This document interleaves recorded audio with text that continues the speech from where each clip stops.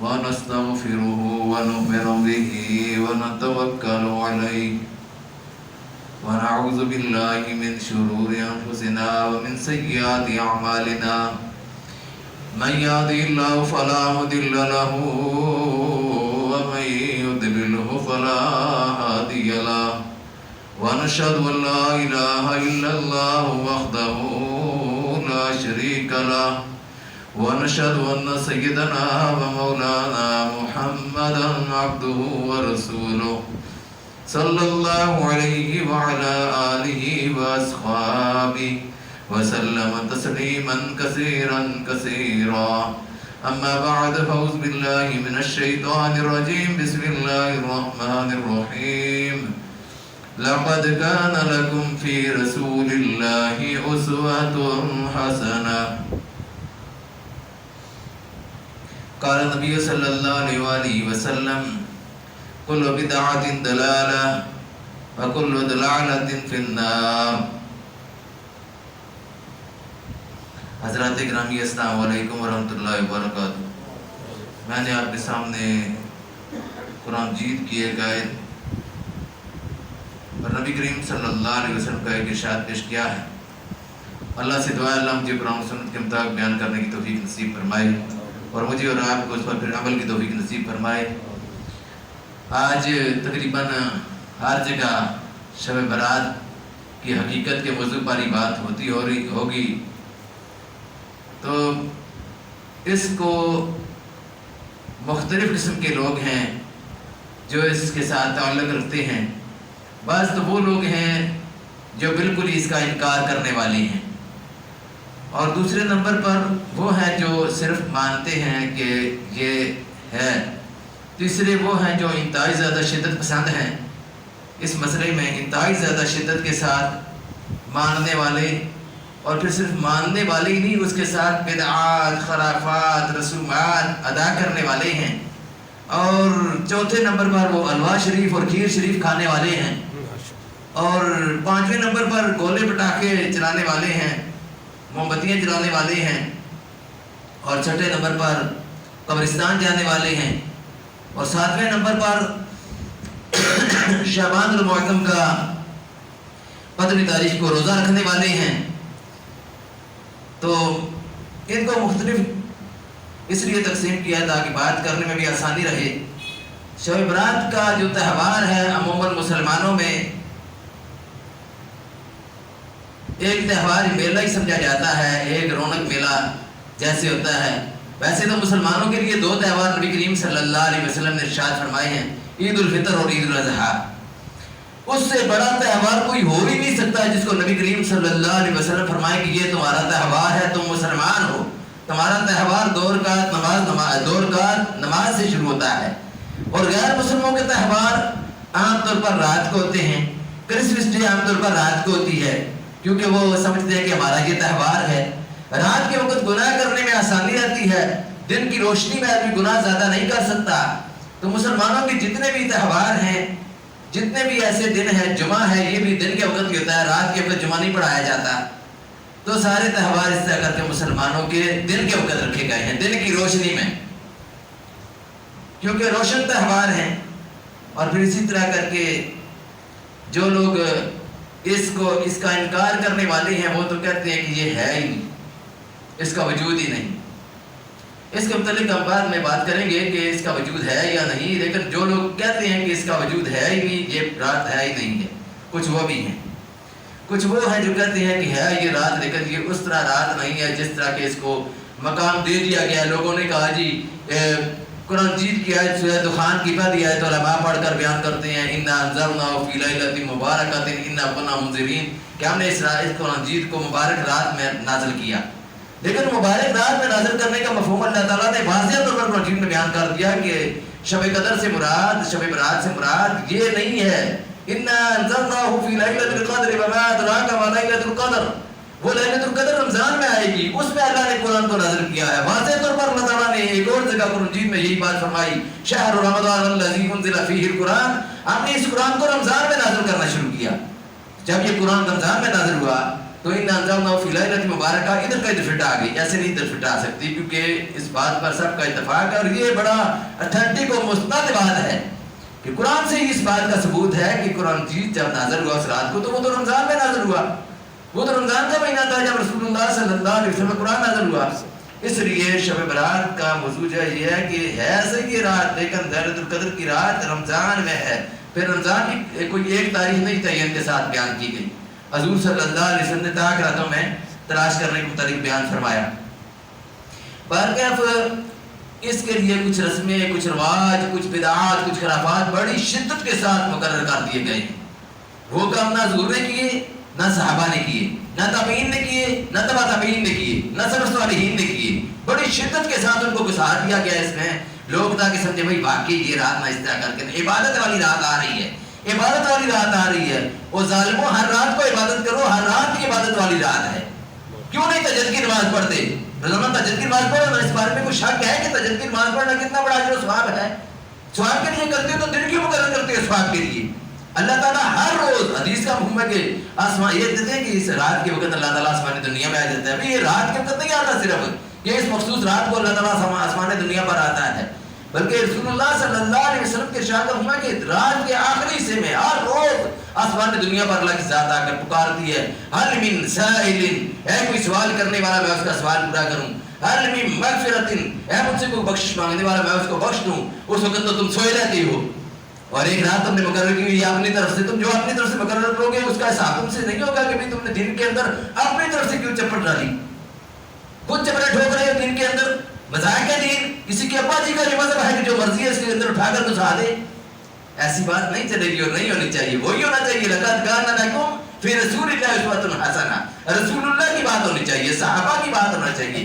پھر کچھ حدیثیں بالکل ضعیف قسم کی، وہ میں بعض لوگوں کی کلپ بھی سننے پڑتے ہیں، مولانا طارق جمیل صاحب وہ فرما رہے ہیں جی 10 حدیثیں اس کے بارے میں، لیکن وہ ساری ضعیف ہیں، خود کہہ رہے ہیں کہ ضعیف ہیں، اور پھر بتا رہے ہیں جی اس رات کو ایسی بات نہیں۔ یہ علماء کا کام نہیں ہے کہ وہ کہیں بھی اگر ضعیف ہیں پھر وہ اس کو ضعیف کہنے کے باوجود ان کو لوگوں کو اس کی ترغیب بھی دینا شروع کر دیں، پھر ترغیب نہیں دینی چاہیے۔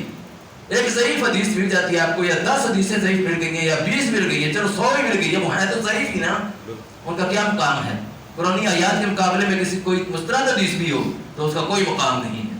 جس جگہ قرآن مجید کی آیت آ جائے گی اس کا ساری مستند سے مستند حدیث بھی فارغ ہو جائیں گی، قرآن کی آیت کو اہمیت دی جائے گی، اس میں جو اللہ نے فرمایا، جو اللہ کا فرمان ہے وہ سچا ہے، کیونکہ حدیثیں گڑھنے کا وقت ہے۔ اس وقت لوگ موضوع قسم کی حدیثیں، ضعیف قسم کی حدیثیں، من گھڑت حدیثیں اپنے پاس سے بیان کرتے ہیں اور پھر کہتے ہیں جس نے رمضان شریف کی سب سے پہلے مبارک دی اس کو جنت مل جائے گی، ابھی جنت راستے میں پڑی ہوئی ہے، اس کو جنت اس کو مل جائے گی جو مبارک صرف دے گا رمضان کی، چلو جنت پائیا۔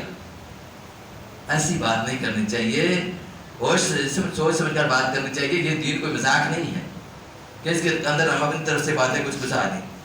تو یہ بناوٹی تہوار لوگوں نے بنا دیا اصلی تہوار، اس کا جس طرح یہ لوگ مناتے ہیں، جو لوگ منانے والے ہیں وہ بھی اس طرح منانے کا بھی کوئی تذکرہ نہیں ہے جس طرح مناتے ہیں۔ چلو جی کھڑی شریف چل گئی، کیوں وہی طے کی ہے، حلوہ پکی ہے، دال پکی ہے، اس واسطے اس جگہ جا کر یاد رکھو نفلی عبادت جتنی بھی ہے چھپ کر کرنے کا حکم ہے، جتنی بھی نفلی عبادت ہے۔ اگر تہجد آپ پڑھتے ہیں کسی کو بتائیں نہیں کہ میں تہجد پڑھتا ہوں، کس کو بتانے کا کیا فائدہ آپ کو، کیوں بتاتے ہیں کسی کو میں تہجد پڑھتا ہوں، نہیں بتائیں، اپنے پاس رکھیں۔ یہ آپ کا اور اللہ کا معاہدہ ہے، اور یہ ایک اللہ کا اور آپ کا ایک پردہ ہے جس کو آپ نے رکھنا ہے۔ نوافل ادا کریں، تہجد کی نماز ادا کریں، قرآن مجید کی تلاوت کریں۔ میں یہ نہیں کہتا کہ اس رات کو عبادت نہ کرو، یہ ایسی عبادت کے آپ عشاء کے وقت آپ دیکھیں گے ایسی ایسی روح آئی ہوئی ہوں گی، آپ کہیں گے کہ بھائی یہ کہاں سے آ گئی، یہ پہلے تو کبھی نہیں ہم نے دیکھی اس دنیا میں۔ انسان کو عبادت کرنے کا کیا حکم دیا گیا؟ رسول اللہ صلی اللہ علیہ وسلم نے فرمایا کہ اپنے گھروں کو قبرستان نہ بناؤ۔ آج کی رات میں عبادت سے آپ کو نہیں روکتا کہ عبادت نہ کریں، عبادت کرنے کا جو طریقہ ہے وہ کریں۔ حدیث سے ثابت ہے کہ اللہ کی پاک نبی صلی اللہ علیہ وسلم نے حضرت عائشہ صدیقہ رضی اللہ تعالیٰ سے جس کی راوی ہیں کہ حضور صلی اللہ علیہ وسلم نے پورا سال رمضان اور غیر رمضان میں 11 رکعتوں سے زیادہ نماز نہیں پڑھی، نفلی نماز۔ 3 وتر بھی حضور صلی اللہ علیہ وسلم شامل کر لیتے تھے، 8 رکعت تہجد کی نماز ہوتی تھی، 3 وتر شامل کر لیتے تھے رات کے آخر پہر میں، اور 11 رکعتیں حضور صلی اللہ علیہ وسلم رمضان اور غیر رمضان میں پڑھا کرتے تھے۔ یہ حدیث سے ثابت ہے، اس سے اوپر حضور صلی اللہ علیہ وسلم کوئی نماز ثابت نہیں ہے۔ اب کیا ہے सलात गौसिया, सलात अनफिया, सलात फलानी अपनी तरफ से नमाजें बना दी हैं। और फिर इस रात को जो आदमी ये नमाज पढ़ेगा ना, और फिर तरकीबें भी बता दी हैं, इतनी दफ़ा कुलोला हाथ, इतनी दफ़ा फलां, ये सब झूठ है, इसकी कोई मुस्तनद रवायत नहीं। ना हजूर ने ये काम किया ना सहाबा ने ये काम किया। हजूर तो इसलिए आए थे कि इन मुश्किलात से, इन बेड़ियों से जो लोगों ने अपने पाँव में डाल रखी हैं, जो जंजीरें लोगों ने खुद बयान रखी हैं, इनको काटने के लिए आए थे। अपने ऊपर खुद मुसीबत मुसल्लत करना अपने लिए, फिर जो काम मैं बता रहा हूँ ये भी मुस्तहब है। अगर आप करेंगे आपको सवाब मिलेगा, ना करेंगे आपको गुनाह नहीं मिलेगा, आपको पकड़ नहीं होगी। तजद्दुद की नमाज़ अगर आप पढ़ लेंगे ना, आपसे पूछनी होगी कि भाई आपने क्यों नहीं पढ़ी, जिन्होंने तजद्दुद नहीं पढ़ी वो दोज़ख में जाएंगे। नहीं, ये ऐसा अमल है कि मुस्तहब है, करेंगे तो सवाब मिलेगा, ना करेंगे तो आपको पकड़ नहीं होगी, गुनाह नहीं होगा। इस रात को अपने घर में बैठ कर अकेले किसी को बताए बगैर आप सारी रात जाकर कुरान पढ़ सकते हैं। कुरान पढ़ें आप अपने घर में रहकर, घर के अंदर, घर की चार दीवारी के अंदर आप कुरान मजीद की तिलावत कर सकते हैं, तहज्जुद की नमाज पढ़ सकते हैं। उस दिन आप वितर जो है वो सुबह की नमाज के साथ मिलाकर पढ़ सकते हैं कि हुज़ूर सल्लल्लाहु अलैहि वसल्लम ने ये अमल किया है। सुन्नत समझ कर इस अमल को कर सकते हैं। जिस हद तक है हम उस हद तक कहेंगे कि है, इनकार भी नहीं करते हम इस बात का। लेकिन इबादत की रात इसको महसूस करना ये बड़ा जुल्म है। रमज़ान मुबारक का महीना आता है, लोग क्या करते हैं, 8 तरावी पढ़कर भागने की कोशिश करते हैं। वो रहमतुल मग़फ़िरत का महीना जिसके बारे में मुस्तनद हदीस है, मुस्तनद रवायात हैं, हुज़ूर सल्लल्लाहु अलैहि वसल्लम का अमल है, सहाबा का अमल है, साबित शुदा है, इनकार भी कोई नहीं कर सकता। फिर जो आदमी नफल अदा करता है उसको नफल के बदले फ़र्ज का सवाब, सारी जिंदगी आप इस रात में आप सारी रात नफल पढ़ते रहें, आपको फ़र्ज का सवाब नहीं मिलेगा। रमज़ान के महीने में आप 2 नफल अदा करते हैं तो आपके नमाज़ में क्या लिखा जाता है कि आपने 2 फ़र्ज अदा किए और एक फ़र्ज का 70 फ़र्जों के बराबर सवाब। इस रात को नहीं मिलेगा, रमज़ान में मिलेगा। इसलिए इस रात को इतनी शिद्दत के साथ अपने ऊपर मुसल्लत करने की कोशिश करना, इस रात को जत्थे बनकर कब्रिस्तान जाना। भाई वो करे कि हदीस मिली गई है तो अल्लामा तिरमिज़ी रहमतुल्लाह अलैह जो हदीस के रावी हैं उन्होंने खुद कहा कि ये हदीस कमज़ोर रवायत है, हज़रत अमाशा सिद्दीक़ा रज़ियल्लाहु तआला अन्हा तक ये नहीं पहुँचती। अगर हुज़ूर सल्लल्लाहु अलैहि वसल्लम ने एक मरतबा वो अमल कर ही दिया है तो ये तो नहीं कभी भी हुआ कि हुज़ूर सल्लल्लाहु अलैहि वसल्लम हर साल सहाबा किराम को साथ लेकर जत्था बनाकर जन्नतुल बकी में जाया करते थे। किसी जगह से कोई साबित नहीं है। हुज़ूर सल्लल्लाहु अलैहि वसल्लम अगर गए थे बफर्ज़े महल, अगर इसको मान दिया जाए, हुज़ूर गए थे, किस तरह गए थे? आयशा सिद्दीक़ा रज़ियल्लाहु तआला अन्हा के पास थे, उनकी रात की बारी थी, उनके पास थे, लेटे हुए थे, उठे, कुर्ता पहना और उठकर चले गए, उनको भी नहीं बताया। वो परेशान हो गए कि किधर गए हुज़ूर सल्लल्लाहु अलैहि वसल्लम। परेशानी के आलम में आप सबके जाने के बाद खुशबू उस जगह से जैसे जो उसको सूंघते हुए वो पीछे पीछे चली गई, जाकर देखा कि जन्नतुल बकी के कब्रिस्तान में हुज़ूर सल्लल्लाहु अलैहि वसल्लम मौजूद है, वहाँ पर दुआएं कर रहे हैं, मग़फ़िरत की बख्शिश की दुआएं। इसको सबूत बना करके जी कब्रिस्तान में जाना इस रात से, और ये भी ज़ईफ़ हदीस है। अल्लामा तिरमिज़ी रहमतुल्लाह अलैह जो इस हदीस के रावी हैं उन्होंने खुद कहा कि ये ज़ईफ़ हदीस है, आयशा सिद्दीक़ा रज़ियल्लाहु तआला तक ये हदीस नहीं पहुँचती। फिर इस हदीस का सहारा लेकर जत्थे बनाकर कब्रिस्तान जाना, जत्थे बनाकर जाने का कहीं नहीं है। अगर गए हैं तो दूर के ले गए हैं। रात के 1-1:30 बजे तुम भी खुद अकेले जाओ कब्रिस्तान। उस वक़्त का जो सन्नाटा था, जो उस वक़्त कब्रिस्तान का आलम होता है, लाइटिंग वहाँ पर नहीं होती। आजकल तो लाइटिंग आप करते हैं, लाइटिंग नहीं होती। वहाँ पर जो सन्नाटा होता है, वहाँ पर वो आलम सारा देख कर थर थर आप कामेंगे, पता नहीं आप सही सामने पहुँच सकेंगे कि नहीं पहुँच सकेंगे। अगले साल हो सकता है आपकी दुआ के लिए कोई बंदा वहाँ पर जाए, जाकर जी दुआ करो जी, जाना तो क्या, अकेले जाओ ना, बात फिर से करो, 1-1:30 बजे अकेले जाओ। अगर उसी तरीके पर अमल करना चाहते हैं, साबित नहीं है, उस पर अमल करना जरूरी भी नहीं है। ये बनावटी किस्म की बातें, बनावटी किस्म के रसूमात, इन पर अमल करने की कोशिश करना ये अच्छा नहीं होता, ये बिदआत और खुराफात हैं। तो और भी बेशुमार बिदआत खुराफात, इस रात को जलसे करना, इस रात को तकरीरें करना, महफिलें मुनक़्क़द करना, ये भी कोई नहीं है, ना हुज़ूर ने की ना सहाबा ने की। इस रात को इकट्ठे होकर इज्तिमा सलात व तस्बीह पढ़ना, जमात के साथ सलात व तस्बीह, कितना जुल्म है। भाई जमात जो है वो सिर्फ फ़राइज़ की है, या उन चंद नमाज़ों की जिनके हुज़ूर सल्लल्लाहु अलैहि वसल्लम ने इजाज़त दी है। तरावी की नमाज की इजाज़त है बाजमात अदा करने की, नमाज इस्तिस्का की इजाज़त है, जनाजे की नमाज है, ईदैन की नमाज़ें हैं, उनकी तो हुज़ूर सल्लल्लाहु अलैहि वसल्लम ने इजाज़त दी है। उनके अलावा ये नमाज जो है सलात व तस्बीह, इसके लिए जमात का इत्माम करना, लाउड स्पीकर पर ऐलान करना हो जी सलात व तस्बीह आएगी, आ जाओ पढ़ने आए थी, ये तरीका नहीं। सलात व तस्बीह पढ़नी है तो किधर पढ़नी है, अपने घर जाकर पढ़ो। इस रात के साथ मखसूस ना करो, ہر روز بے شک پڑھو، لیکن ایک رات کو مخصوص کرنا، اس کے ساتھ عبادات کو جوڑنا، یہی تو بدعت ہے۔ ہر روز ہر جمعہ کے وقت آپ پڑھا کریں، ہر جمعہ کے دن پہلے آ جایا کریں، آ کر صلاۃ التسبیح پڑھا کریں، نوافل پڑھا کریں، صلاۃ التسبیح پڑھیں، اشراق پڑھیں، چاشت پڑھیں، اوابین پڑھیں، تہجد پڑھیں۔ کتنی نمازیں ہیں، آپ کو تو وقت نہیں ملے گا پڑھنے کا، آپ بھی وقت نہیں مل رہا، لیکن ایک وقت مقرر کر لینا، کہنا کہ اس رات کو ہم عبادت کریں گے تو اس کا ثواب ملے گا، یہ بالکل صحیح نہیں ہے۔ اور پھر اس کے بعد حلوے اور کھیریں یہ پکانا اور یہ سمجھنا کہ یہ بھی ثواب کا کام ہے۔ بعض لوگ کہتے ہیں او جی ختم آنے ہیں، اس طرح روح آؤں جی روح آؤں ختم آکو، الوا شریف کدو شریف نہ رکھ دیتے ہیں، نہ دیتے خود نال شریف نکال دیتے ہیں، اور کھانے پینے کا چکر چلا دیتا، تو یہ کھانے پینے کے لیے سارے چکر ہیں، تمام نظام کھانے پینے کا، اس کا بھی اس کے ساتھ کوئی تعلق نہیں۔ نہ حضور صلی اللہ علیہ وسلم نے اس دن کوئی حلوہ پکا کر کھایا تھا، نہ اس دن حضور صلی اللہ علیہ وسلم نے کوئی کھیر پکا کر کھائی تھی، نہ حضور صلی اللہ علیہ وسلم نے کوئی گوشت کا خاص اہتمام کیا تھا۔ جاؤ جا کر دیکھو مرغے کی دکان پر اتنی بھیڑ ہے، لائنیں لگی ہوئی ہیں، آج شبرات ہے جی، آج تک گوشت کھانا ہے، کر کے دکھاتا زندگی ساری، لیکن کیا ہے وہ اپنی طرف سے جو ہے نا جو چپر ہے اس کو پورا کرنا ہے، جو چپر ٹھوکی ہے اس کو پورا کرنا ہے، تو یہ سارا غلط کام ہے۔